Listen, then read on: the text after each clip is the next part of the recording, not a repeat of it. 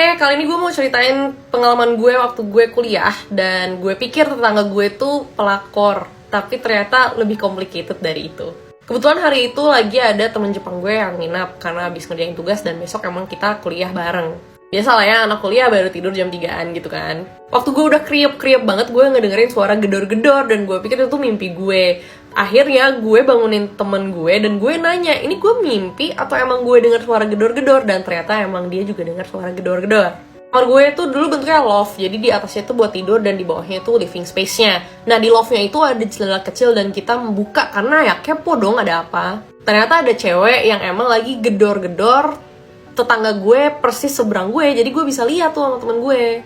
Terus lama-lama dia sambil manggil, Dai-chan, Dai-chan gitu kan.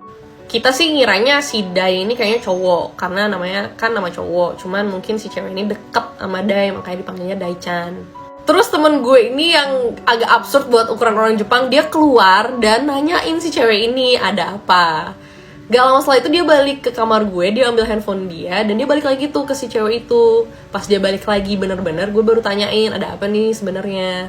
Katanya sih cewek ini tuh pacarnya si Dai, dan dia habis main sama temen-temennya dan dia memutuskan untuk pulang ke rumah pacarnya, tapi nggak dibukain pintunya karena dia emang nggak punya kuncinya satu dan handphone dia habis baterainya, makanya dia gedor-gedor aja pintunya si Dai. Makanya si temen gue itu minjemin handphonenya dia gitu kan, dan waktu ditelepon beberapa kali tetap gak diangkat. Kita pikir orangnya emang gak ada di rumah. Ternyata gak lama setelah itu ada SMS masuk ke handphonenya temen gue dan nanyain cewek itu masih ada gak di depan pintu, yang mengartikan sebenarnya dia ada di rumah, cuman dia emang gak mau bukain aja kan pintunya buat si cewek ini. Temen gue bales dong, masih ada di depan pintu lo. Gak lama setelah itu si Dai jawab lagi bilang kalau cewek itu adalah stalkernya.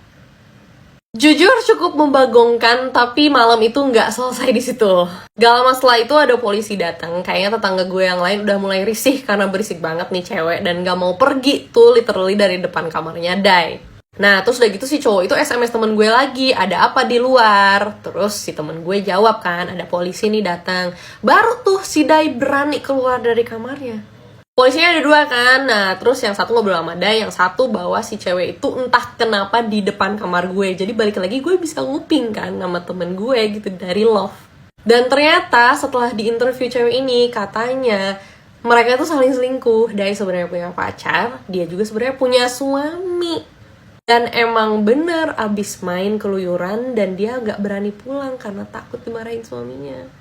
Pada akhirnya gue gak tahu sih sebenarnya mereka emang benar pelakor atau stalker. Tapi balik lagi kalau gue ceritain ke temen-temen Jepang gue, mereka suka gak percaya kalau gue ngalamin hal kayak gitu.